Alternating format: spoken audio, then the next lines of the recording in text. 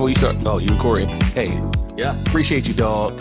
You doing your thing. I appreciate you doing the leg work for this. Keep me going. Keep us going. Let's do this. Appreciate you too, man. Yes, Can't do it alone. So, anytime we can schedule these, let's do it. I like the live idea.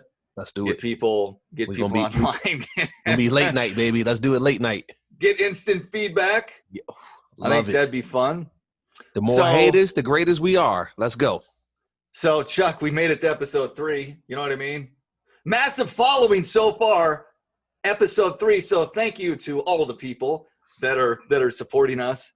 We certainly appreciate that. Now, this episode, and I said this before, episode 2 is a doozy, and that one was, but this one, holy shit, we have a lot to go through, whether it's political stuff, COVID's political stuff, the Hunter Biden crap we're going to get through. The Hillary Clinton. Oh, man, there's all this other stuff. You may think some of this stuff is conspiracy. I don't give a shit. Chuck, do you care? I don't give a damn. So think whatever you want about it. The New York Post, they came out with an article today. We're going to get into that, how it's suppressed by social media. At least Jack Dorsey, the CEO, is a whack job liberal. Whack job. At least he came out in defense of the New York Post, not his own company, for suppressing freedom of speech. Like that thing, and we're going to get into this too a little bit. Leftists just think people are stupid and they can't decide for themselves. Like, here's the information, people. Here's the information. Now, you think about it, question it, and then do a little bit of research if you want. Look up some stuff and figure out if it's right or if it's not right, if it's the truth, or if it's false. Chuck, does that sound not rational? Sounds rational to me, man. I mean, it don't sound rational to everybody, though. But to you and I, we good. Let's go. So we got that. Mentioned the Biden Clinton. So there's dude. Just going back to Benghazi, there's a whistleblower coming out about that. And then a Bin Laden killing. Is he still alive? Like, did they kill a double? There's some stuff we're going to talk about. I thought they threw him off the ship. What's that? They threw his ass off the ship, right? Was that his body? And we're gonna talk about this, okay? So that's what was discussed. So there's that. COVID. This COVID stuff doesn't end. I made a phone call to a government agency yesterday just to try and understand a little bit more, because it's all right with taxpayers. We want to find out some real data there. But before we get into that, and Chuck, we were talking about this, the common sense thing. How many people do you actually know have died from COVID? And yeah, I may be putting my foot in my mouth a little bit like this, but one of the people we met at school is one of my teammates. His dad, in his 60s, passed away from, and it said COVID. A great dude. We're gonna talk about that. There's a lot I kind of want to talk about there. He's just a wonderful, wonderful person, an amazing family. They used to come out and visit us all the time at school. So we're gonna talk there. We're gonna talk about Sweden and their numbers and how they really didn't shut down. And we're gonna talk about some more death rates. I don't mean to be insensitive, and I don't think Chuck does either. No. I'm certainly not gonna speak for him, but I know he doesn't want to be insensitive as it pertains to people dying. We're gonna be insensitive on a lot of other topics, but you're still probably gonna get pissed off at some of the shit, and we're just going to try and talk about some of these things and see where it goes. Chuck, there's the other topics that we really haven't been able to get into, and we've tried the last few weeks. I still don't know if we're going to get there with all this crap that we have, but the voter suppression, right? And we talked a little bit about that last time, but I wanted to get your perspective. Under-resourced communities, private versus public schools, the racial divide, the money divide. If we have time, we're going to get to all this stuff. I also saw this, and if you haven't seen the Patrick Bet-David podcast, you familiar with him? Not at all. Not at all. I highly recommend it. He's an entrepreneur, insurance, financial industry. He's about our age, too. Sounds good. Iranian immigrant, got here when he was about 10 years old. He just has great content. He was talking about the differences between Disneyland and Disney World. Disney World is open. Disneyland is closed. California, Florida. Yes. What's the difference there? And so he was talking about an article from the Wall Street Journal. That's a good point. We're going to discuss that, and provided time permitting, we do have the Libtard of the week, which Always. is super fun. Everyone knows his name. Everyone knows his name, but for whatever reason, if you're in the media, and even on Fox, you can't say this anymore because there's certain individuals, organizations that just own everything, and you can't say people's names. So we're going to talk about that jagoff and what he's trying to do, and the contradiction with the LA County District Attorney's race, which are 2 Democrats. Okay, and in California, it's just the runoff between the people who have the most votes, and normally it's Democrats. Whatever. That's a whole nother topic. So, Chuck, your favorite city in the world, LA. What's that? Your favorite city in the world, Los Angeles. I love LA. I had to go there this week. It was actually not a bad drive. Not a bad drive. So, Chuck, what do you think about the rundown?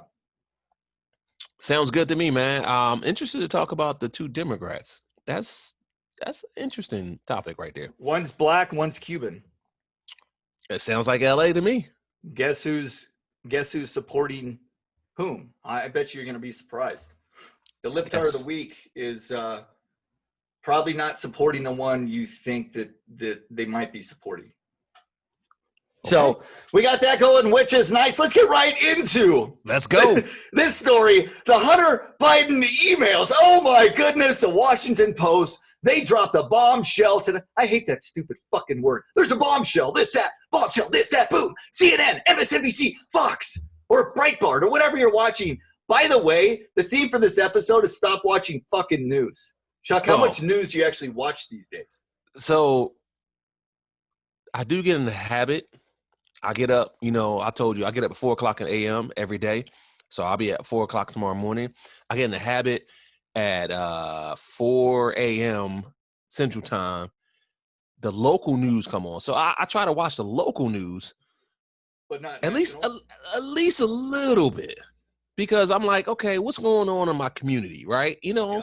And sometimes it's a little, all right, cool, I'm good. So I watch a little bit of that, a little bit of SportsCenter. So I try to watch a lot of local news, the national news, the Good Morning Americas, what is it? Today Show. It's not really my thing. First of all, I'm not home. So when I'm home on Saturdays, Sundays, and I turn it on, I might watch 5 to 10 minutes of it. And I'm like, I can't do it no more. Okay. So I'll flip around. If I want some news content, I even pick up my phone. I always pick up the phone and go to what I want to read, what I want to look at. I'm open to both CNN and Fox because I want to see the same news story and see how different it's written for both. You know what I'm saying? It is mind-boggling. It's mind-boggling. But hey, so what are your thoughts on ESPN now? Because they've gone completely political and to the left. This is my problem with ESPN, because I agree with you. And I said, ESPN, what has happened to you? To me, ESPN's getting like MTV. Like, you and I are around the same age. MTV to you and I was music videos. It was the music video channel. Yeah. Right? Yeah. ESPN to us growing up was SportsCenter, highlights, games.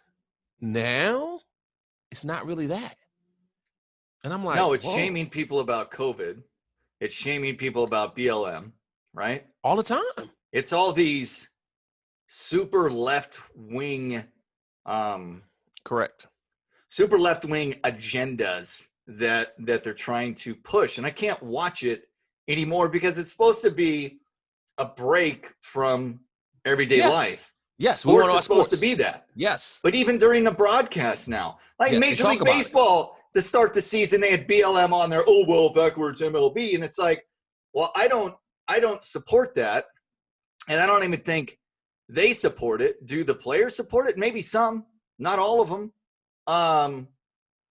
So it's just kind of frustrating. And I don't even think people know and we went over this in episode 1. People don't even know what the fuck BLM is and what it really means. Who's funding it?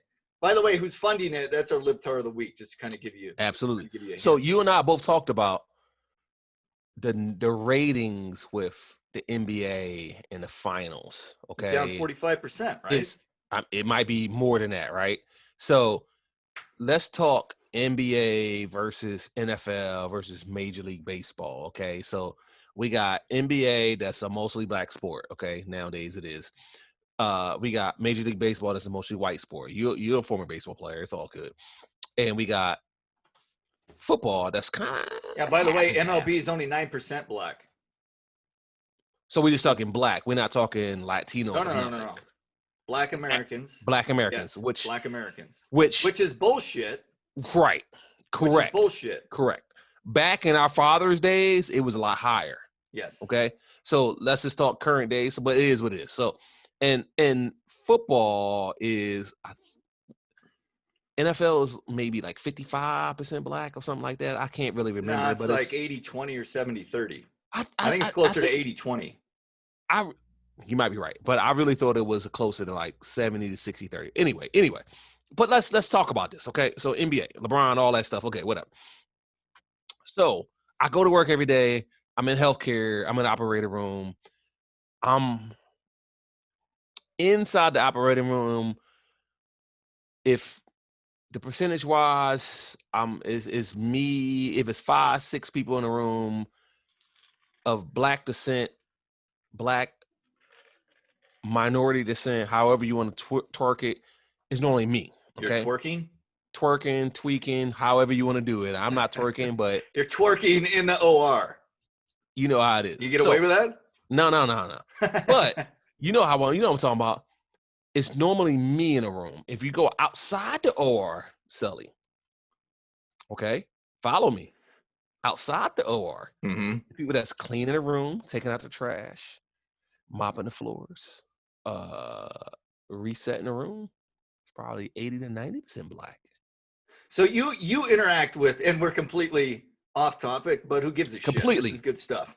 Correct. So you interact with everybody. Everybody. So what's the interaction like with the doctors? What's the interaction like with everyone else outside? Yes.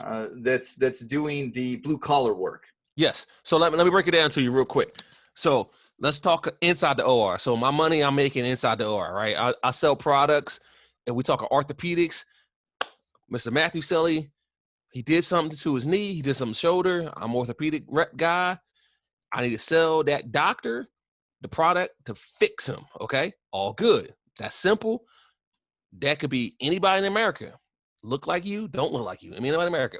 But most doctor in my neck of the woods, or where I'm at, is mostly older white male. All good. I can get on with everybody. I'm cool with it. I ain't mad at you. We got a good product. So, hey, let's talk. Let's talk about this product. Let's talk. So the hierarchy in the OR, right? If Matt Sully's a doctor, you the top dog. Let's keep it real. If I'm the doctor, I'm the top dog. Okay? I know that this doctor, I can't embarrass him. If he don't know how to use my product, I got to communicate to him in a manner that don't make him look bad. Okay. So Sully, hey, Dr. Sully, hey, drop your hands like this. Let's drill like this. We're going to put that in. Let's go. Communication. And don't make you look bad. You went to medical school. I didn't go to medical school. So you're smarter than me, right? Technically, you're smarter than me. So you're literally telling an MD, orthopedic, how to properly utilize or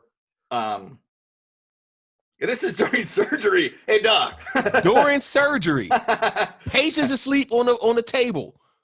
I gotta get him to listen to me in a crazy manner. He has to trust me that I know what I'm talking about to fix this guy. Now, what kind of doctor are you? Dumb shit. Right. There's A+ doctors that I don't have to say much, and there's D+ doctors that I got to say a lot. Okay? But my job is to communicate him so everybody else in the room think he's the smartest guy in the world, right? Because he going to turn around, walk out the room and say, it's a skill. He going to turn around, walk in the room and say, thank you, dog. They think I'm the fucking man. And I'm going to say, you are the fucking man. Keep using my product. Right? Yeah. So So, okay. So we still talking about this. So inside that OR, most of the time, it's just I'm the only black male or black person. Outside the OR, when they got to come in, patients out of the room, clean it up, it's mostly black people. And here's the thing, Sully. I told you this. You and I was on the phone. I walk in every day, these facilities, Sully, in a suit and tie. I come in, hey, it's a place of business, right? Yep. That doctor, that is the hierarchy, he wears a suit and tie. I'm gonna wear a suit and tie.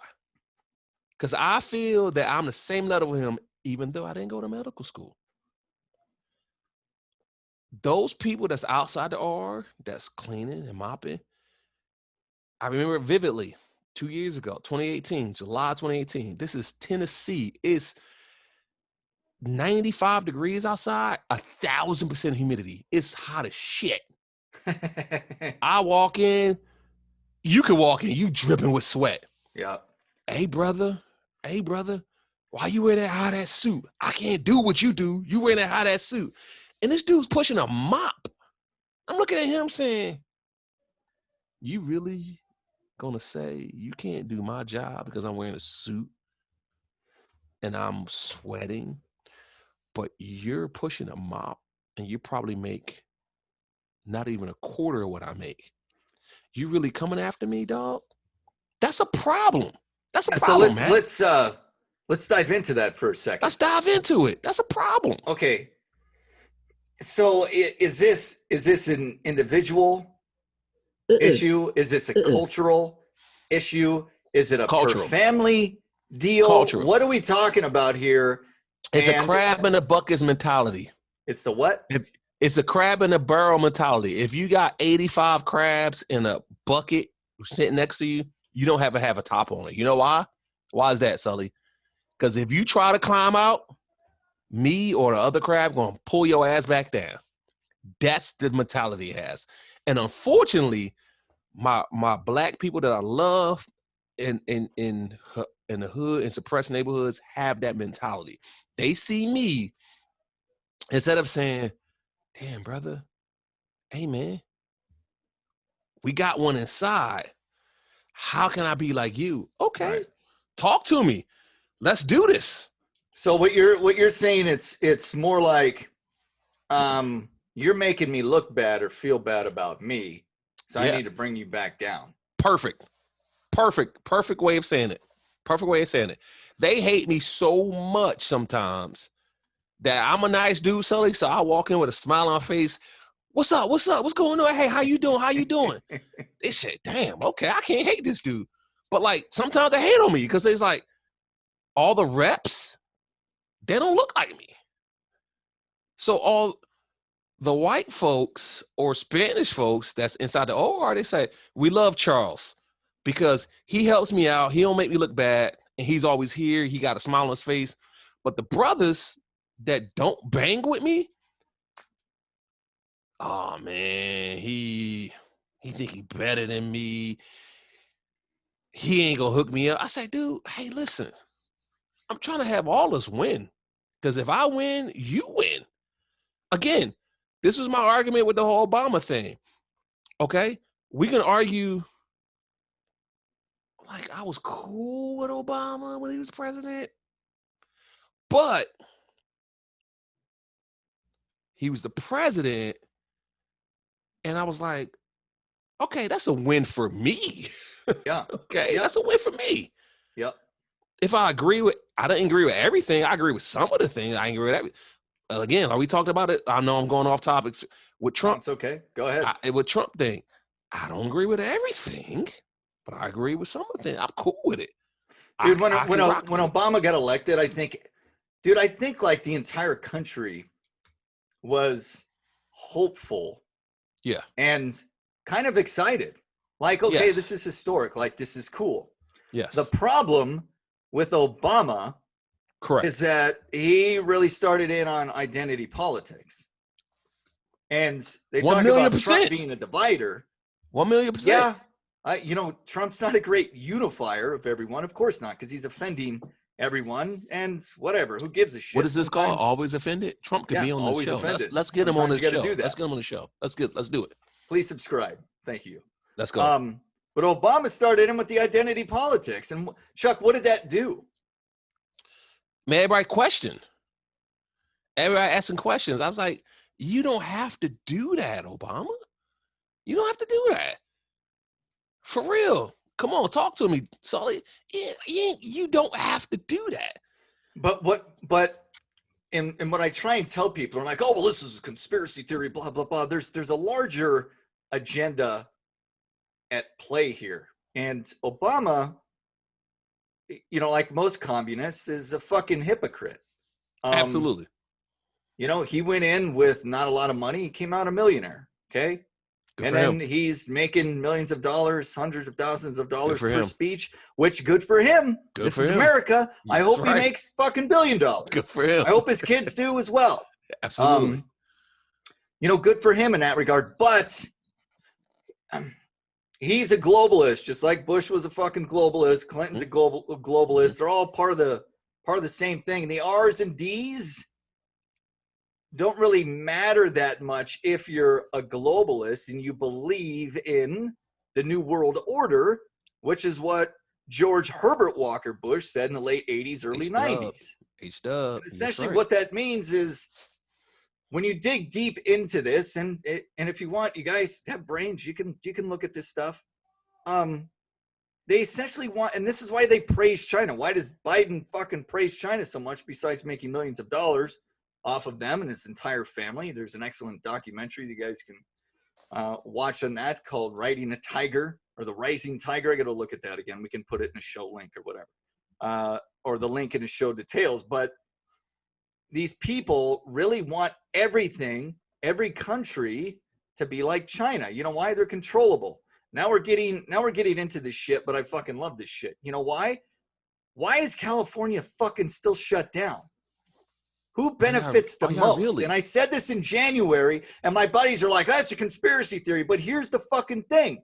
Who benefits the most from the coronavirus, from COVID-19? Who benefits the most? One, your best friend. The Democrats. Yes, right. Your best friends.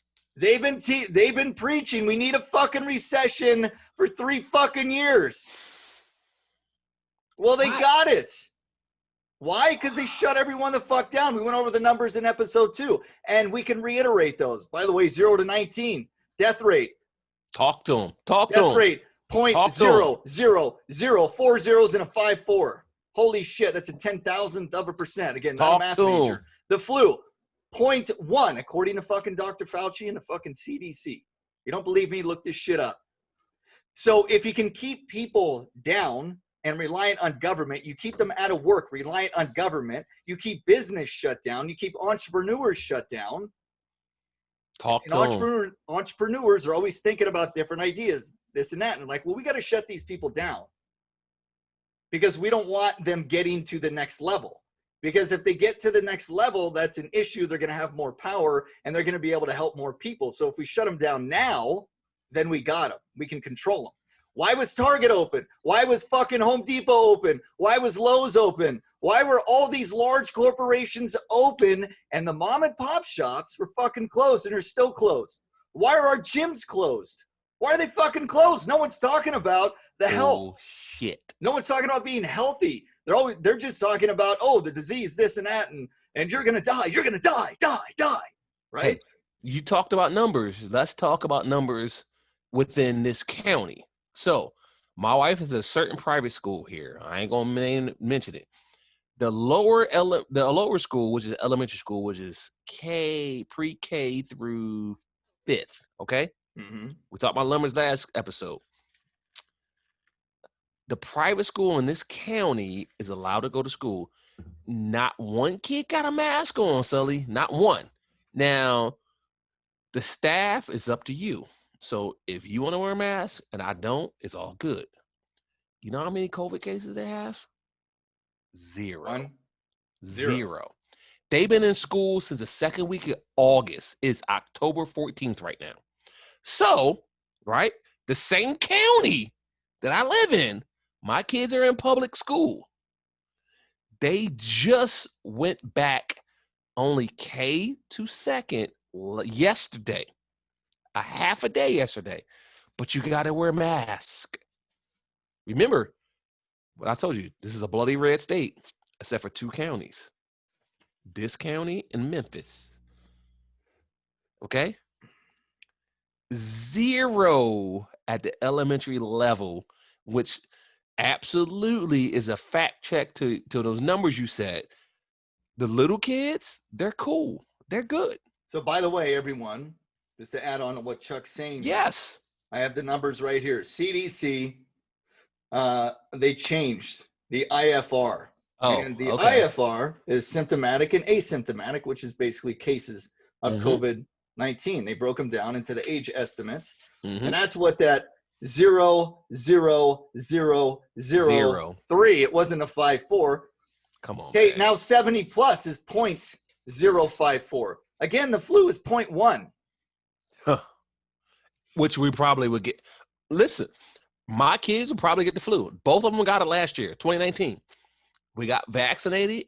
They both got it. Because I said, what happens? Sully, you got kids. What happens when your kids go to school? They get sick. It happens every time. We were like, oh, shit, they sick. Whatever. Okay. Give And everyone expects it, right? We all expect it. So why didn't or don't people expect when you open up, okay, that there's going to be more cases, right? Like stuff's gonna climb, and we're gonna get into Sweden here in a minute. There's a lot of stuff. Okay, how do you not, just from a common sense perspective, it's fucking common sense, especially Chuck with what you said. Everyone as a parent expects their kid first couple of weeks go back to school. They're getting fucking sick because there's all these little rat bastards, and I'm not saying all your kids are rat bastards. Sometimes they are, bro. Sometimes they are. Okay, they're all sick. They're touching shit. They don't wash their fucking hands, right? And our kids are all guilty of it. They're all guilty of it. And then they come home and get everyone else sick. How the fuck did you not think that wouldn't happen with COVID? Well, COVID's different. Okay. And we're going to have to talk about my buddy's dad here in a minute too. Before we get to that. So Chuck, yesterday, so I live in SoCal County here. And I called up the county, what the hell is it called? What's the name of your county? County Department of Vital Statistics, where you can get people's birth certificates and death certificates. What's the name of your county? Riverside County. Got you. Okay. So I called them up and I'm like, I would like to see all 1,254 death certificates of people that died from COVID. Okay. And you could hear him through the phone giving me this face. What the fuck? By the way, they were super nice to me, but you could tell, like, okay, that's good. That's kind of a strange thing. And they had to escalate it. They escalated it once and they were trying to escalate it again. They were trying to get more information out of me. Who are you? Where are you from? Where do you live? And I'm like, I ain't providing you with shit. So here's the thing. It's $21 per death certificate, right? Oh, shit. And you have to fill out an application. They're like, do you have the names? And so I'm like, yes, everyone. Oh, everyone. My God. And so, so here's the thing, Chuck. And they're like, oh, how many names do you want? Or do you have names? And I'm like, I don't, because this isn't public record of people, of everyone releasing the names of those who died from COVID, and rightfully so, right? But they're asking me, do you have the fucking names? I'm like, no, that's why we're paying you motherfuckers to provide me with this information. Whoa. They're too lazy. They don't want to do it. Then, no, they were just trying to, I don't know. I was getting a little sketched out. Because discourage you. Yeah, they were trying to discourage you, yes. Yeah. That's why I use a VPN. Yeah, there you go. Although, whatever. Yeah. So it was just interesting to see. And I also asked this question. And the lady was very nice. She was super nice. Don't get me wrong. I have nothing to complain about their service. It was actually pretty awesome. Just kind of sketched me out when they're asking for more questions. I'm like, what does that mean? You know, with the contact tracing or hiring people now to do all this stuff. And I'm like, people going to show up at my door? Like, what's going to happen? Whatever. All this stuff goes you already know. And I'm like, how many people have called up and asked for this information? She said, well, none. You. And I'm like, you got to be kidding me. There's not one media outlet or private citizen that's called up to ask for this. Why would they? And she said, no.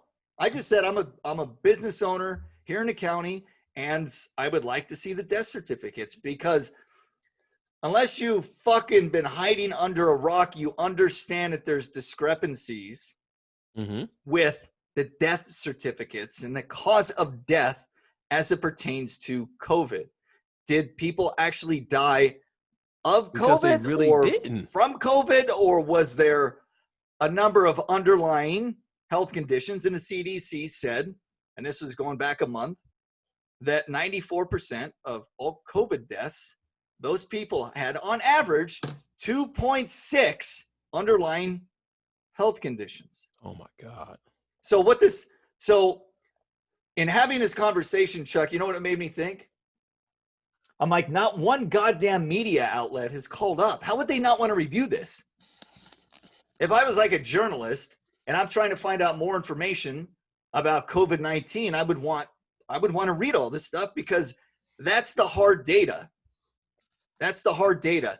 And by the way, you motherfuckers who say, well, that's not real news. This is called firsthand information. This is what happens when you call up and you fucking talk to people.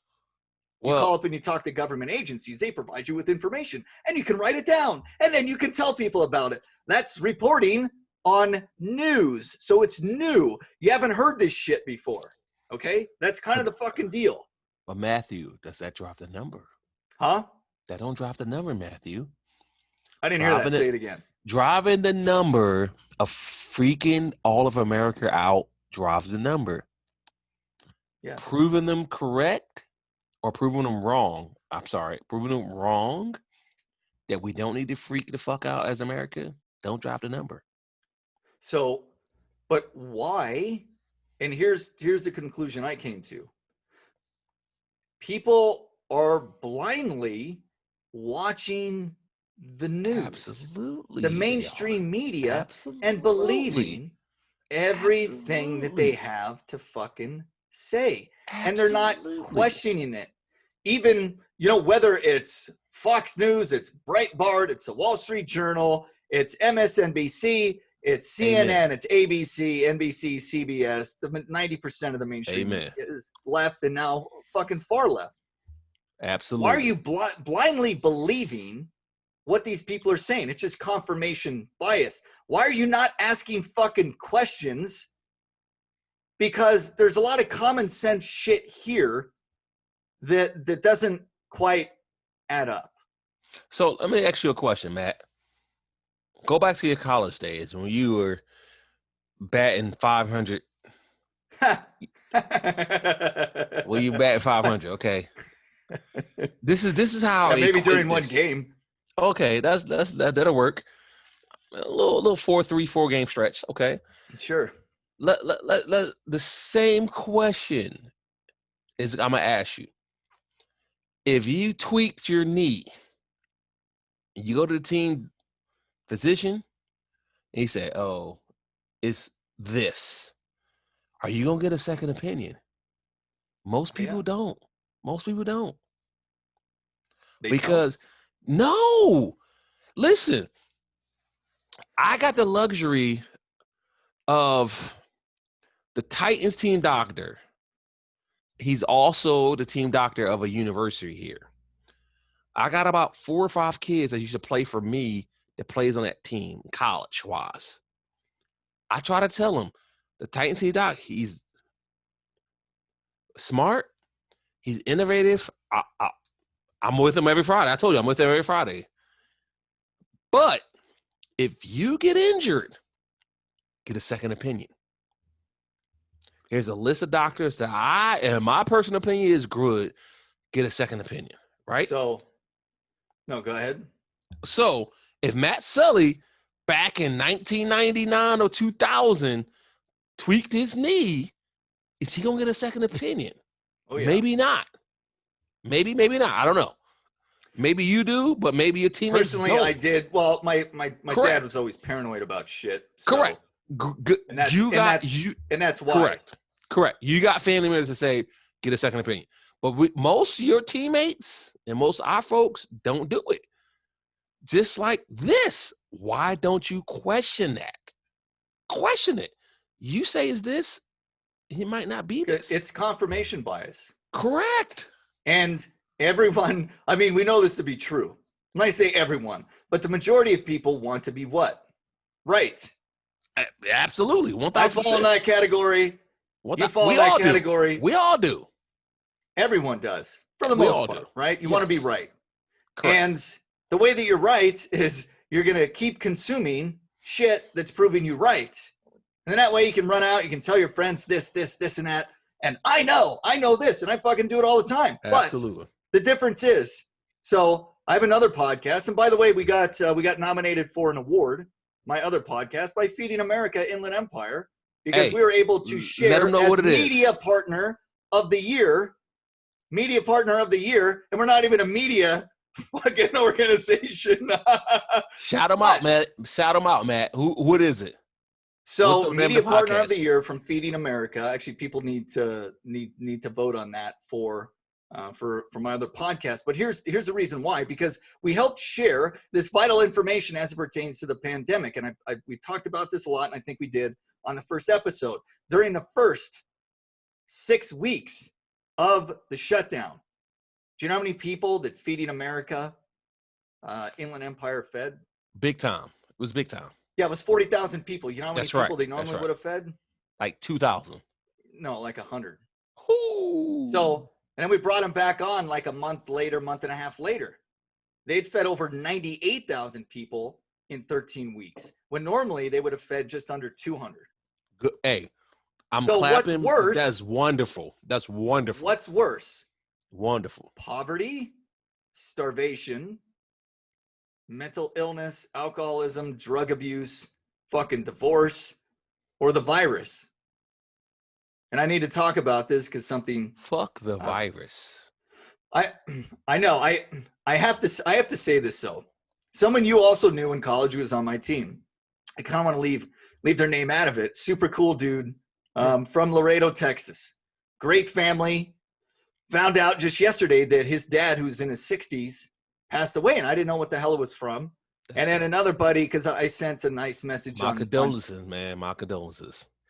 Yeah, and they'd be happy to hear that. And I wrote just a short message of a memory that I had when we were hanging out. And his dad was super cool. They'd come out to fucking our school, like once a month, and they cook everyone, like the whole team, a bunch of food, and they'd hang out, party with us, and good for them. And after our junior year, me and another buddy, we drove all the way from New Mexico down to Laredo, Texas, and we had a great time. And his dad, which everyone called Senior, he took us across the border. Yep. Laredo, it's right on the border. Right on the border, yeah, bro. Right. Yeah, it's. Hey, there's like documentaries or like A&E show about Laredo, Texas. Yes. Yeah. We had a great time. He was interpreting for me the whole night. You're trying to talk to some female. like, Senior, what the hell's he saying? I don't know. Or what the hell is she saying? I don't know. You know what I mean? She say, "Hey, pay for this good time, brother." Yeah. So, he was just a good dude, right? Yeah.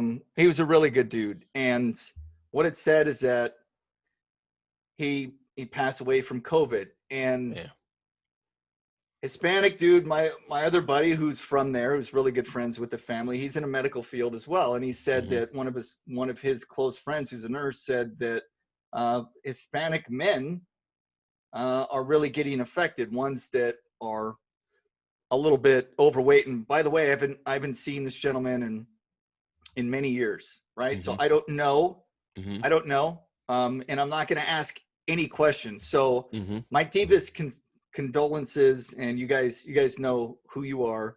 And that literally is the first person that I knew that succumbed to COVID. Is there anything else behind it? I don't want to. Right. I don't necessarily want to speculate there. I know we have with others, and I made that phone call this week to the Riverside County. Like we office. both question if it really was COVID, and no disrespect to that family, and again, my condolences to that young man's family. Was it really COVID? It might have been. And if it was, again, my condolences. I don't care if it was or wasn't. Still, my condolences. That's tough to Yes. lose a family member, a father, a man of the community, a man that came out to New Mexico and did everything. Like that's we need to congratulate that, because you both us know Laredo, Texas is not the most popular small town in America. Like, I mean, it's a lot of things going on there in Laredo, Texas, but this young man came from there, went to college, his family supported him. That's a great thing, man. That's wonderful. And like, unfortunately, I mean, that's, oh man, that sucks, man. We all got our time. We can't predict it, but my condolences to you and your family, man, for real. Yeah, it's it's a tough deal, and in his 60s, Yes, and a young man. And a lot of people have very similar stories. Yeah. And I don't think anyone's denied the existence of COVID and what it can do. But my question from the beginning has been, does the end justify the means? Meaning, does the data That's a great question, man. support continual shutdown? That's a great question, man. That's a tough question. To me, I think we should move forward. I'm always going to believe that, because let's go back to, I can only speak for Tennessee. We go back to March, and COVID hit somewhere around middle of March to mainstream America. COVID was here before mainstream, but that's a whole nother topic, Matt. So let's just talk about, for Tennessee, mainstream. Okay, we could take a pause. I don't necessarily agree with it. I think now we need to continue to move forward, because I'm like, the flu is worse off. And with the economy here in Nashville, let's go. Let's talk about Sweden. So Sweden didn't really shut down. Sweden kept the kids in school, and government officials were actually actively telling people not to wear masks. And you can feel however you want about that, and it's your choice to do whatever the hell you want. I'm not going to tell you to wear one or not to wear one. I have my own feelings about it. I went into a store today, and I'm like, sir, and this broad was adamant, sir, you need to put on a mask. And I said, okay, I'll see you later. Okay. I had one in my pocket, but it was the way that she approached me. Correct. It kind of pissed me off, and I'm like, I'm going to take my business elsewhere. Which is, hey, it's up to you. I didn't make a scene. I wasn't a dick. I just said, okay, thank you. Have a good day. And I walked out, and I went somewhere else. The old Matt would have made a scene, been a dick about it. But I appreciate you. I appreciate the new Matt. Yeah, I probably would have. Ain't no probably. You would have. But I mean, it is what it is. If someone comes up and who works there, and I'm in a grocery store, especially if I'm with my kids, and they tell me, hey, you gotta put on the mask, then I'll do it. Move on. Yeah. Or I'll leave. So that's fine. Oh, well, you're evil and you're shaming. I want to talk about this whole fucking shaming thing. Oh my God. You're morally corrupt. Oh my God. You're infecting other fucking people. Okay, what I have to say to these people is, do you guys even know the fucking numbers? You don't, because you don't look it up, because you're blindly watching the fucking news. Do you know how I know that? Because not one motherfucker besides me called up and asked to see the fucking death certificates of the COVID patients when we know there's a lot of fucking discrepancies. Not one motherfucker did it, except for me. Okay, so that's how I fucking know you people, the majority of you, just watching shit and going, well, that's right, blah, blah, blah, blah, blah. And you're not questioning any of this stuff. That's the bigger fucking problem. In my opinion. Could I be wrong? Yeah. But I'm not. Matt, and here's why. Go ahead. Because we have fucking brains. We're human beings, and they're capable of doing some amazing things. And if you just open up your mind, and look at some stuff and start questioning some shit, maybe you'll find yourself in a reality that makes a little more sense. Maybe you'll find yourself in a reality where you're like, holy shit, how much of this stuff my entire life has been fucking bullshit as it pertains to what's been presented to us in the movies, TV shows, what have you, all the stories about this and that, and you start to question some of that. Oh, well, that's not the right way to look at. Well, maybe not. But when you get into a quote unquote global pandemic, you start thinking about that shit. How's that affecting your family? How's that affecting your work? How's that affecting your business? It's affecting everybody. So like all the surrounding counties here in Davidson County, it's business as usual. And I don't mind. Like, I keep a mask on me. And I try to, every time I get in my car, I just put it on just because I'm not even whatever. But if I go 5 miles or 7 miles south of my house, I can get out the car, take my mask off, walk in everywhere. But if I'm in my county, they say, hey, put a mask on, sir. Normally, they're normally nice about it. Put a mask on, sir. Okay, cool with it. It's all good. So, Chuck, you've been a mentor and a coach for a long time. Yes. And you've helped out a lot of kids. And there's a story I want you to tell here in just a moment. But I want to make this point. Yes. Saying that you're evil, you're morally corrupt, and you see the fucking sign behind me. Do I believe everything that the president says? No. Absolutely not. I do not. And if you believe everything that a fucking politician says, you're probably a fucking idiot. If you think that all these people have our best interests at heart, you're a fucking idiot. Now, I support this motherfucker. You know why? Because he gets fucking shit done. He says he's going to get shit done. He's gotten almost all the shit done that he said from 2016. What the fuck? Charlie Kirk was talking about this. Morality, integrity. How do you judge that? Well, you judge it on if a person says something and then if they actually do it. Well, President Trump has actually done that. With the wall, with fucking Jerusalem, with this, with that. The list goes fucking on and on. They're like, well, with the wall, Mexico's going to fucking pay for it. How do you know Mexico isn't paying for it with the new fucking trade deal between Mexico and Canada? How do you know some way it's not going to happen? Did they get El Chapo's money? It was fucking sitting there. Mexico has no fucking choice to pay for it. No choice. These idiots actually think Mexico's going to write them a check. That's not how this stuff fucking works. Carry on, please. Oh my God. Okay, so this morally corrupt fucking bullshit, it's like, fuck you, man. It's like, fuck you. What are you doing on a daily basis, weekly basis to actually help another human being? Do you even help other human beings? Do you help shape their lives in a positive way? Do you do that? Ask yourself that. Maybe you do, maybe you don't. I would imagine a big chunk of Americans do. A big chunk, especially our youth.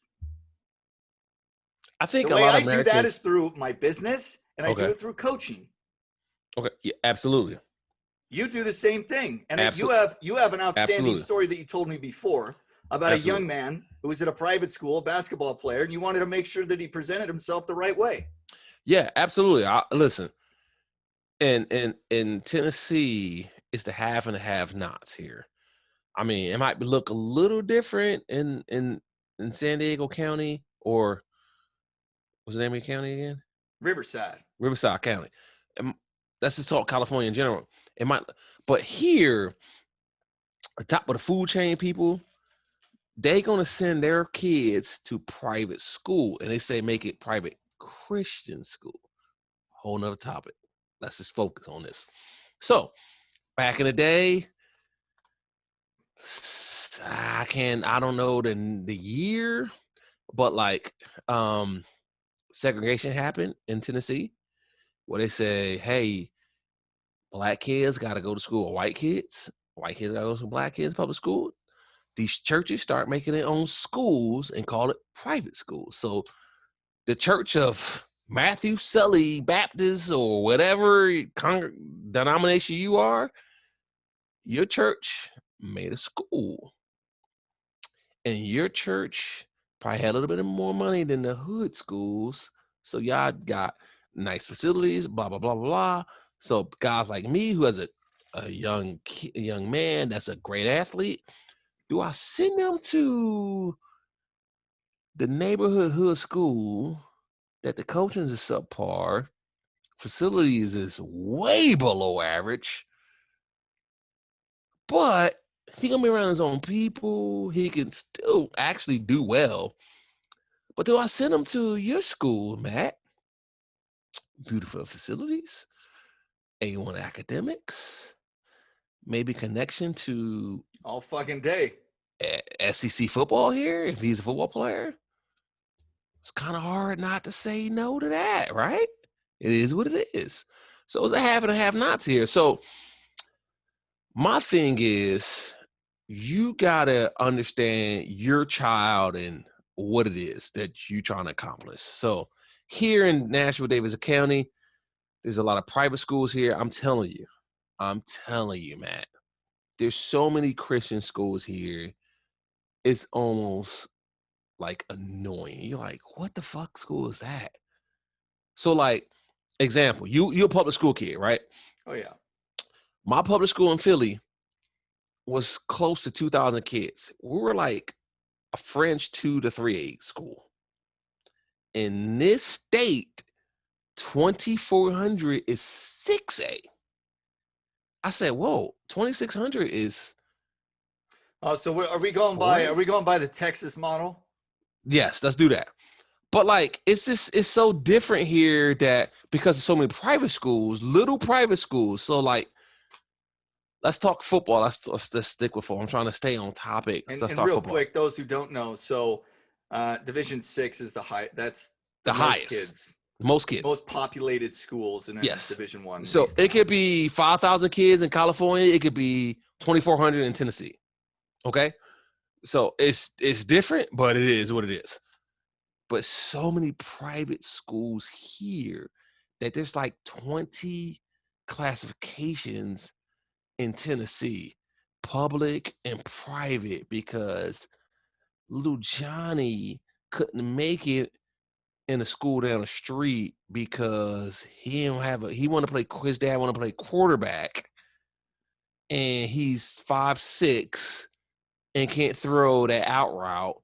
But if he goes to the private school down the street with 400 kids, he can do that. I'm like, stop it. Well, what's wrong with that? Because it's a lot of racial undertone. Why? Because let's go back to whenever segregation happened. And my wife's family, who's from here, was quick to tell me, damn, I never looked at it like that. Well, Chuck, let me, and I started to cut you off, but let me say this. If I'm in a small school, because there's a couple of small private Christian schools here locally, really good schools. Absolutely. You know, they're just at like Division 4 or 5. It's reversed here in California. Just reversed. So small. Yeah, open division is the highest, and you got 1, 2, 3, 4. Right. Yeah. Okay. Right, so if I'm sitting there and I'm a high school football coach at one of these schools, and they're playing 11-man. They also have 8-man at some schools in California. Oh yeah, really? At some of the super small schools. Yeah, at least they did. I don't know if they do anymore. Wow. But if I'm sitting there and I'm the football coach and I can get an athlete from the inner city to come play quarterback, and I can run the option or veer, whatever the pistol, whatever the fuck you want to call it. I'm probably not going to run the spread. You know what I mean? Yes. And I can get that kid to be an athlete. That's gonna give me that much better of an opportunity to win. But what are you doing, man? Based on that offense, that kid may give me a better option. Matt, that's what I'm saying. What are you doing? I'm not disagreeing with you. You're making a business decision. Yeah. Correct? Correct. I'm not disagreeing with you. Okay.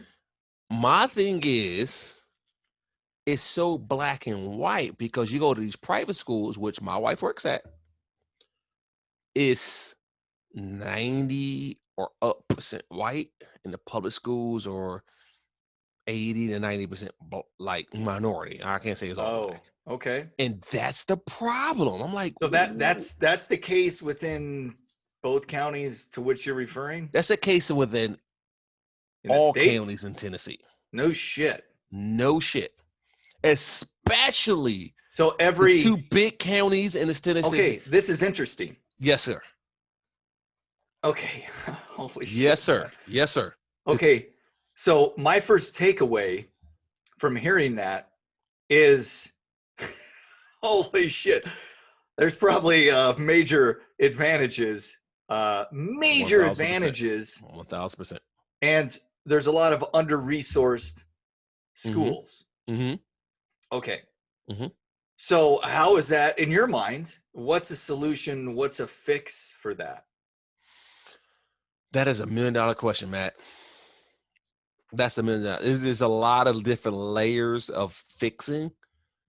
Because, okay, again, the public schools in Nashville and Shelby County, which is Memphis, my peoples to the west of us, they had to damn near sue the state of Tennessee in order to play football. Why? Because it's a red state, remember? I ain't fucked up with it. But it's a red state. Bloody red. Bloody red. So are there a lot of black Tennesseans that are starting their own private schools? Why isn't there a push for that? Why isn't there money? Maybe, shit, man, maybe there's a goddamn fucking government program that could be put in place that incentivizes people that have to meet certain requirements, right? It's an incentive program to where you can get startup funding if you do X, Y, and Z. You know what they call it? Charter schools. They're not called private schools. It's called charter schools. That play. But I guess my question is. But you're right. You're absolutely right. Are they led? Something. Are they led by black Tennesseans? Is what I'm saying. Yes. Yes. So. Okay, so what's the status there with the charter schools? Unfortunately, most of the charter schools that came off the ground. So if we got 100 charter schools in the state of Tennessee, 90 of them were bullshit. Why? Because they were started by someone that don't know what the fuck they doing. So for the 10 or 20 that's really doing well, I'm not against charter schools, but you and I can start a charter school, right? You and I can start one. And that's the problem. Everybody's trying to start one. And the ones that are doing great, unfortunately, there's 20 of them that's not doing great. Okay. That's the problem. I mean, that's the risk. That's the risk. I'm with you. I'm with you with that. So my thing is, I know which I'm trying to stay on topic. My thing is, with football here, we just started with high school. Literally just started. Again, all the private schools in Davidson County, all the private schools in Shelby County, been playing since August. So they're like in week 7, week 8. Within the county. Yes, and we're like week 3. It's like, what? So out here in California, they're not allowing any of the private schools to do shit. It's all under the same. Well, because the governor has pretty much an iron hand or an iron fist, which probably needs to go right up his ass. You're not playing any football or any sports in California. No, man, it doesn't start till fucking December. They're not playing the first games until January. Oh my God. Again, by the way, the death rate in California, let's just divide the 16,228 deaths. This is as of last week. By 40 million people in California. I have this right in front of me, by the way. I'm just not making this shit up. We can share all this information. So that's 16,228 divided by 40 million, 0.00040. Matt, I can walk out my house, drive about 2.5 hours to the southeast, and I'll hit the state of Georgia. They are full tilt. If I go to a high school football game in Georgia, 6A, 8,000, 10,000 people. Yeah, and everyone was giving the governor of Georgia a bunch of shit. I mean, Ron DeSantis, he said, hell, at least in Miami, they can have 65,000 people back in the old Joe Robbie, whatever the hell it's called. Correct. Yeah, that's so. So if I go to the state of Georgia and 6A football, I go 6A football game, and let's say it's 16,000 because 8 on one side, 8 on the other. Business as usual. Business as usual. But if you go 30 minutes up the road from the state of the county line, not even 30 minutes, Tennessee, you can't do anything. What the fuck? The death rate, that's actually called the CMR, which is the crude mortality rate. That's the number of deaths by population. Some people are like, well, you can't do that. Well, this shit's on the CDC website, so go fuck yourself. Yes, you can. You can do, and again, the IFR, symptomatic, asymptomatic. Those are cases of COVID-19, and I'm going to read them again just so everyone is clear. 0 to 19, Preach. 0.0003, so 4 zeros and a 3. 20 to 49, 0.0002. 50 to 69, this is age, 0.005. 70 plus, 0.054. Preach to him. The seasonal flu, 0.1 per Dr. Fauci. Your boy. Per Dr. Fauci. Let's get back to the Sweden thing real quick, because I want to make this quick point. Then we can move on to some of this other bullshit. Unless you have a final statement on what's going on there in Tennessee that you want. Let's go. You keep it moving. Keep it moving. Let's go. So the Sweden deal. In looking at this, and I found this on scientificmag.org. No, it's not a MAGA Trump deal. Okay, you guys can find this shit yourselves too. It's pretty easy. Yeah. They didn't have a massive shutdown. Our government even said not to wear a mask. And if you know what the economy is still, it's still rolling along, they're good to go, right? So the country has seen 590 deaths per million. And they said, according to this article, it's on par with America, 591 deaths per million. And Sweden did not shut down. Their economy is still humming. Wow. So what the fuck does that tell you?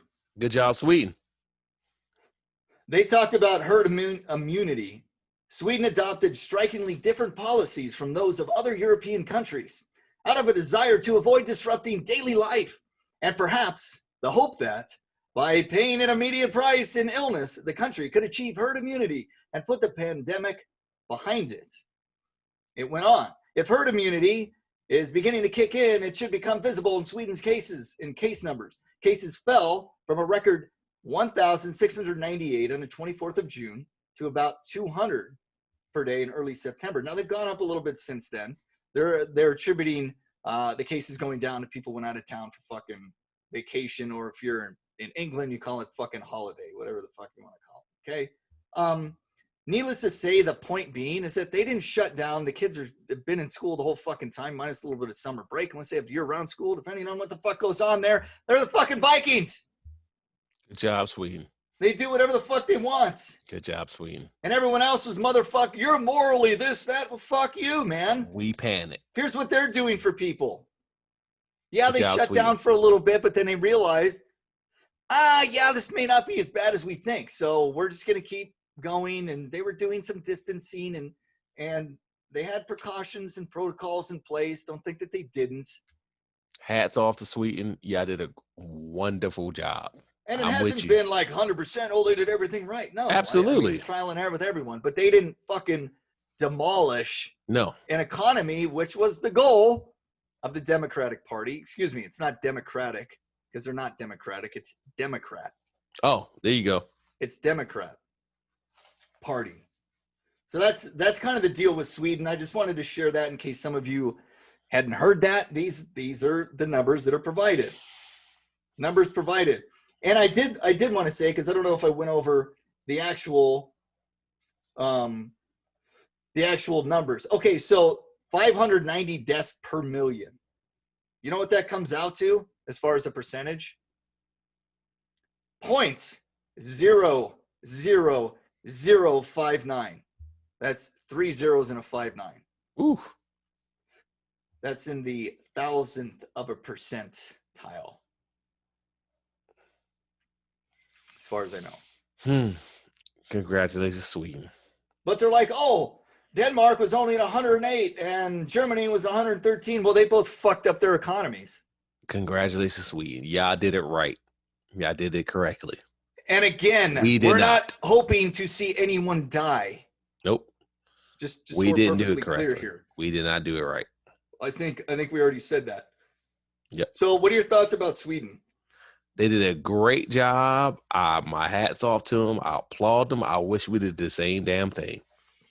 Hey, y'all want to come in? The Hunter Biden email Let's go. deal. Let's go, Hunter. According to the Washington Post, which was suppressed earlier by all the social media outlets, whether it's Facebook and or Twitter, which are some of the biggest culprits. So the Washington Post, this is an article written by Emma Jo Morris and Gabriel von Rolsch. If I said that correctly, I don't fucking know. Washington Post. Hunter Biden introduces father, then Vice President Joe Biden to a top executive at the Ukraine energy firm less than a year before the elder Biden presumed government or pressured government officials in Ukraine into firing a prosecutor who was investigating the company, according to emails obtained by the Post. So Twitter, Twitter suppressed the information because they have a policy. They would never do that against hacked information. So all the WikiLeaks stuff, which hurt Hillary in the past election, but what did that turn out to be? Those hacked emails were actually real emails. They were real emails. So if you're a public official, and I know everyone has the right to privacy, and I'm a firm believer in that, but if you're a private official and you're doing nefarious things like Clinton was with the email bullshit, and she deleted, got rid of fucking 33,000 of them, bleach pit, fucking hammered her cell phones, her and her fucking staff, and she created the fucking Russian hoax to cover that up. And I also heard this too about Hillary and creating the Russian hoax, which John Brennan knew about, and he briefed Obama. He's trying to cover his ass. It's all fucking bullshit. But Hillary, they had a research group find out that her biggest weakness going into 2016, they did this in 2015, her biggest weakness with voters was the Uranium One deal that she made with Russia. She gave up 20% of America's uranium to Russia, which was pretty fucked up. Okay, and then Bill Clinton all of a sudden gets a check for $500,000, right? I'll take it.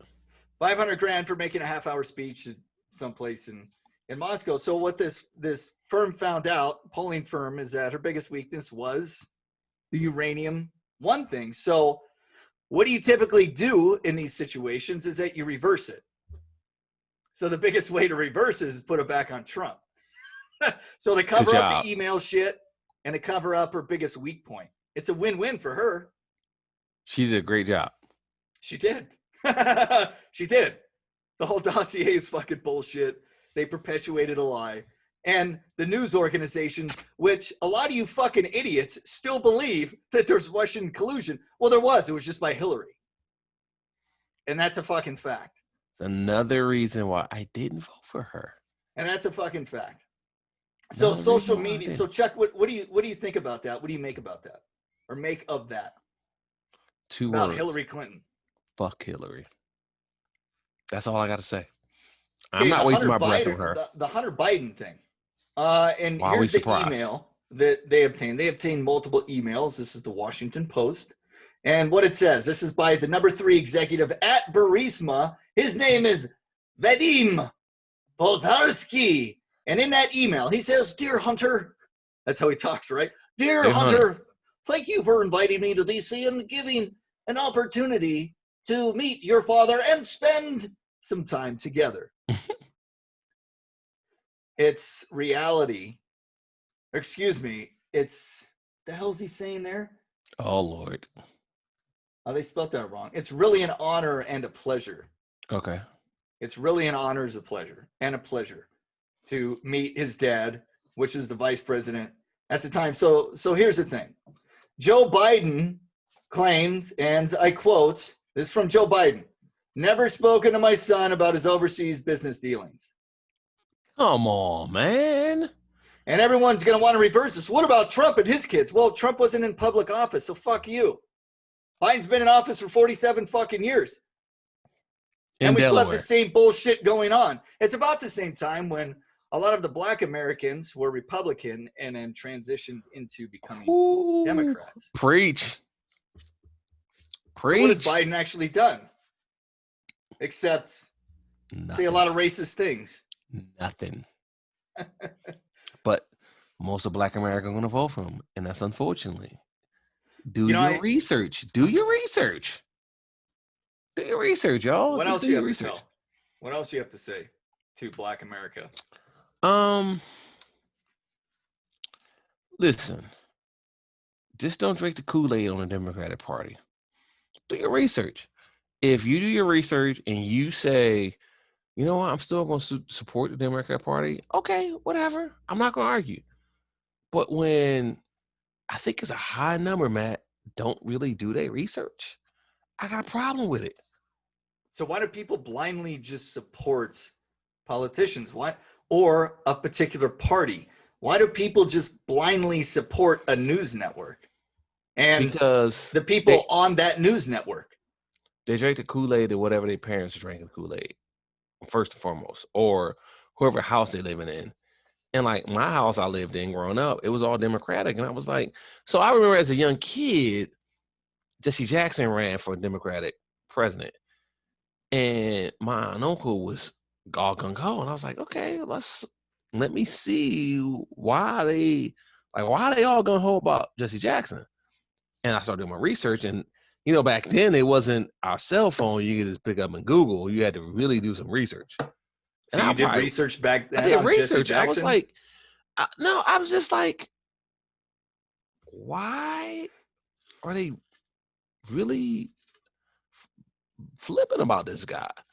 Because it could be insert your name here, person. I want to know why. By the way, you know that Jesse Jackson was right next to Martin Luther King when he got shot, right? Absolutely. I'm all familiar with that. But like, I just wanted to know why. And when I asked them, they was like, oh, he's a black guy. And I was like, okay, that's cool. But like, tell me why you want to vote for him. You know, that's all I was asking for. And to me, as a young kid, that was like. So you were asking those questions at that time? Yes, and I would ask people in the neighborhood. So was this like, 88, 92? What are we talking about? You remember? Jesse Jackson probably was 88. I can't confirm that, but I think he was 88. So you were asking questions when we were like. I just asked questions. Mutt. I'm like, if Matt Sully's running for and they all behind Matt Sully, tell me why. And if you can't really give me a good answer, I'm like, let me do my research. Because I'm not old enough to vote in 88. We both wasn't old enough to vote in 88.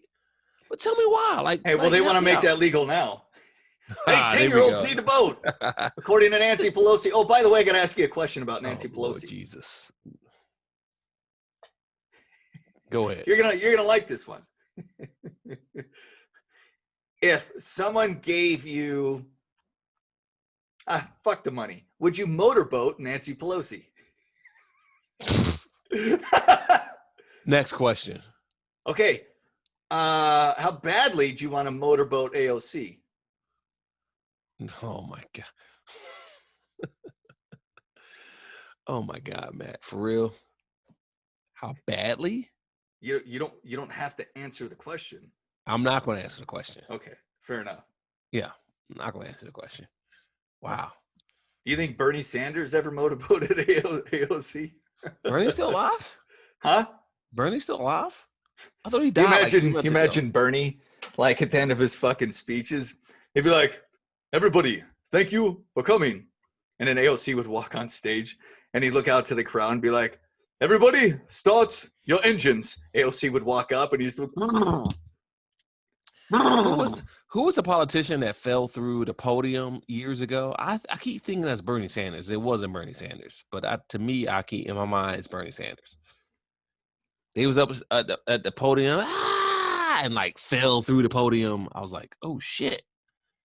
I don't know. remember who the politician was. Was he motorboating AOC at the time? Could have been. I mean, you look at the alternative for him. Could have been. All right. So, yeah, we got so what does everyone think? Who would you rather, motorboat, AOC, or let's say we'll give you $100,000. Let's do a poll. Let's do a poll for that. Yeah, fucking poll. Let's do a poll for that shit. AOC for free, or Nancy Pelosi. It looks like she has fake tits, right? Sure. Maybe they look new. Bag. Who knows? Who knows? I don't know. Paper. Maybe. You know what? Here's a theory too, and I'm going to throw this out there. So maybe there's another way that the coronavirus actually fucking started. Remember, originally they said it came from a bat in China. Yes, that's what they said. That's what they said. But now I'm starting to believe maybe it was from a bat in China. Maybe. And it could have been someone who was in China at the time, who just happened to open up her 80-year-old legs and a fucking bat flew out that had the fucking virus. I can't living inside that fucking wall of shit and piss and fungus, and then that bat just came on, and then it wound up fucking, someone shot it and wound up at a wet market, right, in China. And it was possible. Nancy Pelosi's pussy bat. Anything's possible. Is that true or not? I can't confirm nor deny that. Nancy Pelosi's pussy bat started the coronavirus. How about just hashtag Nancy Pelosi's pussy bat? Can you imagine? Oh God, let it go viral, baby. Let's go. So imagine that could have happened, right? It's very possible. It's possible, quite possible. How many bats do you think are in there? Damn, 10, 8, 300. I don't know. Is it baby bats? Is it adult bats? What are we talking about here? I don't know. Are there white bats? Are there brown bats? Or are there just black bats? Oh, that's a great question. She gave birth to a fucking racist bat with COVID. Oh, that's a great. Oh man, yeah, I'll take that. So this bat was white, and it only went after black and brown people. That's right. Allegedly. That's right. What do you think? I like that. That can go far. Hashtag Nancy Pelosi's racist bat pussy. That can go far in the internet world for sure. Oh damn, Matt. So if we gotten off topic? Yes. Are we gonna have to edit? Hey, yeah. I sent you a text. I got a couple minutes left, man. I gotta go to bed, man. You know how it is. I do. Okay. There's one other thing. I'm going to mention this real briefly. So Alan Harrow Perot, CIA whistleblower, tells Charles Woods, he's the father of Tyrone Woods, killed in Benghazi, that Obama and Biden sent Iran $152 billion as a cover-up for the deaths of SEAL Team 6. Alan said that all of the proof will come out, documents and audio. There is a half-hour Perot interview, which we can see. Billion. Apparently, Biden, Clinton, and John Brennan made the agreement with Iran to harbor keep Osama bin Laden for a trophy kill. And apparently what Iran did is that they held Osama bin Laden and his wives and kids and other Al-Qaeda people. That's a lot of them, yeah. But they moved them out at the last minute. And so apparently we killed an imposter. I don't know. Believe whatever the fuck you want to believe. All we want to do with the show is get you to think. Now, I'm not going to go any deeper into this shit because I don't know if any of this is true. We'll see what the hell happens, but always be questioning. There's that. Okay, Chuck, I want to talk briefly about the motherfucking barbershop. What the hell happened this week? We were talking about it earlier, but you had some really good points you wanted to bring up. I mean, real quick, man, I went back into the barbershop, took my daughter, who was her birthday this weekend. Your daughter went with you? Yeah, she went with me. We was driving past it. I said, hey, I'm going to pull over. My personal barber, who's, I moved here in 2006, 2007, somewhere around there. He's been my barber ever since I moved here, okay?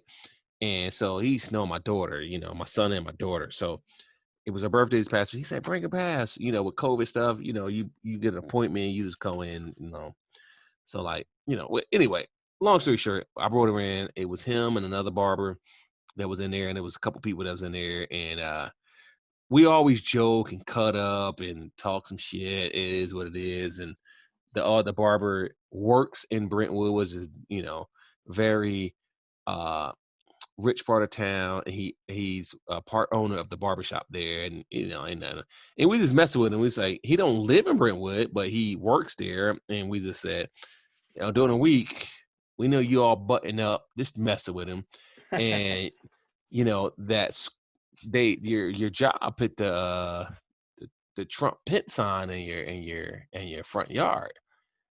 And he said, "Come on, man!" And the people that was in there was like, "Oh, hell no, hell no, they didn't do nothing like that." I was like, "Well, hold on now. He works in Brentwood, was the richest part of the area, and they might have did that." He said, "Nah, they didn't do nothing like that." They say, "Oh, they better not. He better not. He bet." This is people that's just sitting there, grandmoms, that their grandson getting haircuts, and we were joking. Me, my barber, and the other barber, we was all joking. It was all fun and games. It's kind of like, let's throw it out there. It's, oh, you better not vote for Trump. We're like, okay, well, what if he does? What are you gonna do? Disown him? He's like, hey, man. He was like, yeah, I ain't trying to start nothing. Just kind of just downplaying it. Because at the end of the day, you gonna vote for who you vote for. I'm gonna vote for whatever. Okay, whatever. We can still be friends. There ain't nothing wrong with it. You know what I'm saying? But they did not like the fact that we brought it up and was joking that there was a Trump sign in his front yard. I was like, I can put whatever the hell I want in my damn front yard. Ain't nothing you could do about it. So let's talk about the definition of bigot, just so everyone is aware. That's an interesting definition. A person who is intolerant towards those holding different opinions. Correct. Don't let, and this is quotes, here's, kind of what they're saying. Don't let a few small-minded bigots destroy the good image of the city. And that's just an example. But again, a person who is intolerant towards those holding different opinions. So when you hear that, what does that make you think of, or who does that make you think of? Listen, I don't disagree with you. I just think it's very interesting that people just automatically, if you and I are voting one way and the third person is not, then we're the bigots. It's like, time out. We as American people are allowed to vote for however we want to vote for. And that's fact. Yep. That's fact.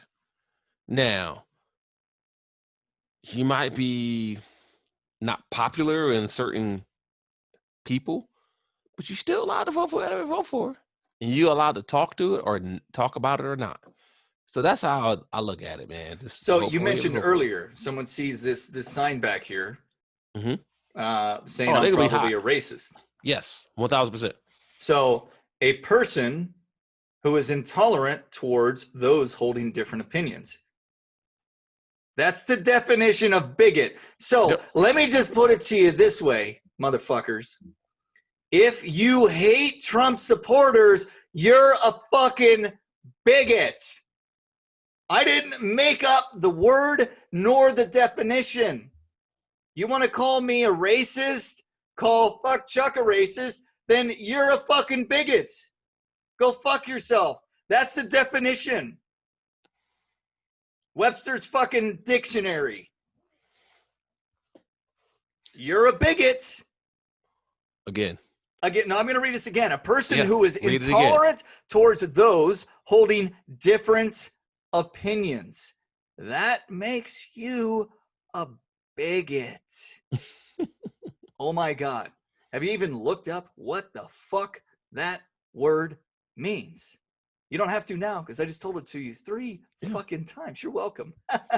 Yeah, again, Matt, you and I can agree on totally different thing. I'm still going to love you as my brother, bro. So it is what it is, man. So what did they get? So what did they do with? Where did they go with the stupid sign thing?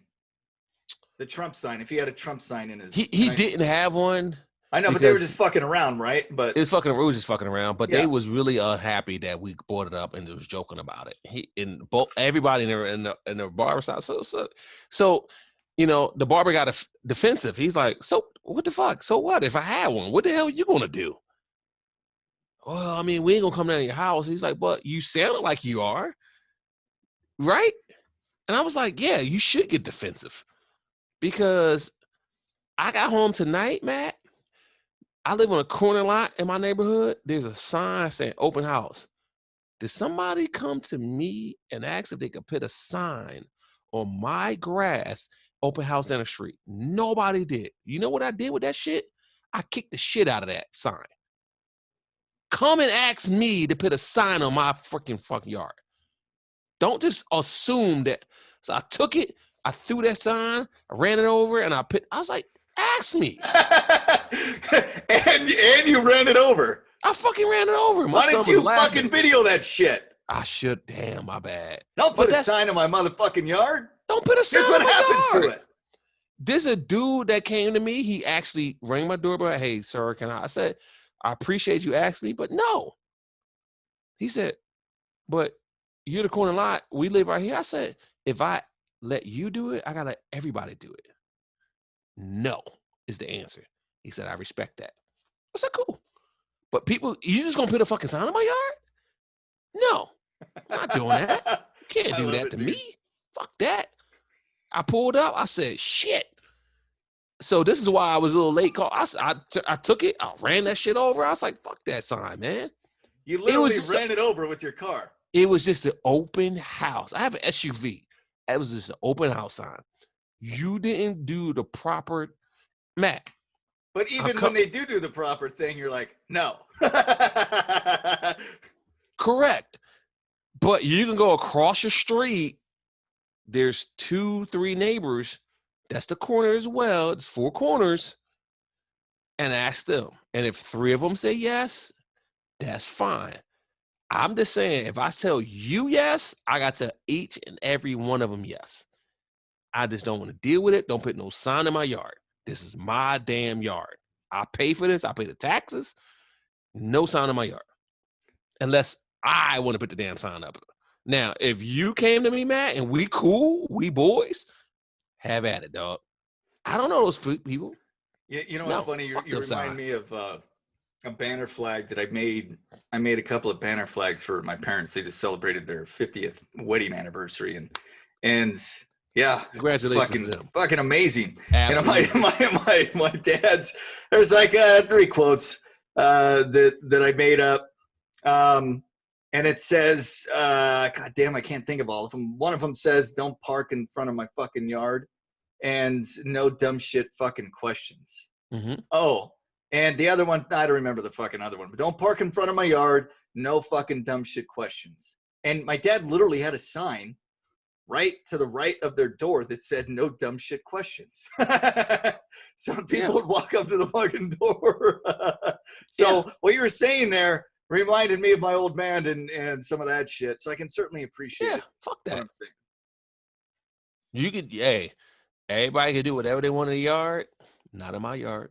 It's all good. Hey, so this is last thing, and this is always a fun one. Libtard of the week. Let's go. Chuck, I gave you a hint before. Who the hell do you think it is? Some dude that's a fucking libtard. You are correct. And ladies and gentlemen, boys and girls, you goddamn know who the hell this one is. George Soros, everyone's favorite billionaire who's trying to fuck up our country. 90-year-old fuckface George Soros is now he's been in all the local, not all, but a lot of the local fucking competitions, elections within the last 4 or 5 years. He's trying to infiltrate there. So what he's doing, the Los Angeles, it's not the county, it looks like the city attorney's job. And his campaign showed that he donated an additional $1.5 million into the campaign of George Gascon, the Cuban-born former San Francisco DA, by the way, who's never been in a courtroom. Oh. Wow.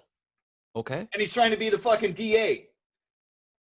So Soros has contributed now a total of 2.5 million into Gascon's campaign. So Gascon is trying to displace the incumbent. Her name is Jackie Lacey, another Democrat. They're both Democrats. The current DA, who has been in office since 2012. Lacey is the first Black woman to serve in the office. Okay.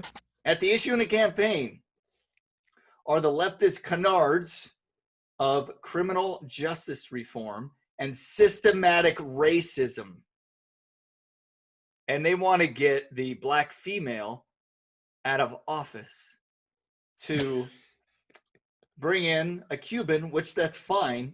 But I looked at this and I'm like, are we talking about systematic racism for Cubans or for Black people? What are we talking about? And you want to get the only Black female that's ever held that seat out of office, and you feel so strongly about it that you're willing to donate $2.5 fucking million to a guy who's never been in a fucking courtroom to be the DA of the largest city in fucking America. I'm fucking done. I can't even argue this. I can't argue Besides this, Matt. New York. I can't argue this. Wow. So what are your thoughts when you hear that? It's How some does that make bullshit. you feel? It's some bullshit. 1000%. Like, so you deserve what you get. You deserve what you get. If you let that dude never been in the courtroom, you deserve what you get. Don't complain. Y'all voted him in. Don't fucking complain going forward. But to attack criminal justice reform and systematic Right. racism. This is gonna be more because he don't have wherewithal and he just don't have he don't have it under his chin, like he don't have it on his belt to have years of experience to say, oh, this some bullshit, this not. And by the way, we're talking about systematic racism. Correct. Let's go back to 1994 and the 1994 crime bill. Co-sponsored that, Joseph Biden. And what did that do? Just in case some of you don't fucking know. So say, for instance, Chuck, okay? Since you're the Black dude here and this really affected Black Americans. Yes. Say you had a fucking ounce of crack. Just an ounce. Okay, cool. Okay. Whatever it is. Yeah. And then you had an ounce of cocaine. Okay. What do you think is going to get you more time? That ounce of crack or ounce of cocaine? Crack. Okay. Why do you think that is? Because, correct me if I'm wrong, there was a bill that came out that 94 crime bill, co-authored by Joe Biden. This is okay. During the Clinton administration. Okay, I was just about to say, who was the president? Okay. This is after the Reagan thing. So crack was more punishable under the law than cocaine. Yes, and why do you think that is? Because in my community, people smoke crack. Maybe in your community, they snorted cocaine. There it is. So yeah, white people cocaine, Black people crack. Yep. So 10 times the sentence. That's what the 94 crime bill did. Absolutely. So if you got 1 year for coke, the brother's sitting there getting fucking 10 for crack. 10 fucking years. Unbelievable. And this is what Joe Biden was a part of, by the way. Happily a part of. And Trump was a racist. Biden's been in office for 47 fucking years. 47. Trump was a businessman. Huh? Trump is a businessman. It ain't personal. It's business. Well, I think that's how I always look at it. It ain't personal. That's it, and that's that. Just it's remember, business. Orange man bad, right? That's all they can say. Orange man bad. Orange man bad. Man, we need to get some fucking. At Philadelphia 19, let's get at it. We're gonna do this again, week after week. Let's go, Matt. You're doing a great job over there. Hey, likewise. Hey, man, I'm just here, brother. Hey, at Philadelphia 19, at West Coast Sicilian. Chuck, love you, buddy. Until next time. Brother. Yes, Always sir. Offended Podcast. Please subscribe. He's Chuck. I'm Matt, and we are out of here. Woo! Deuces.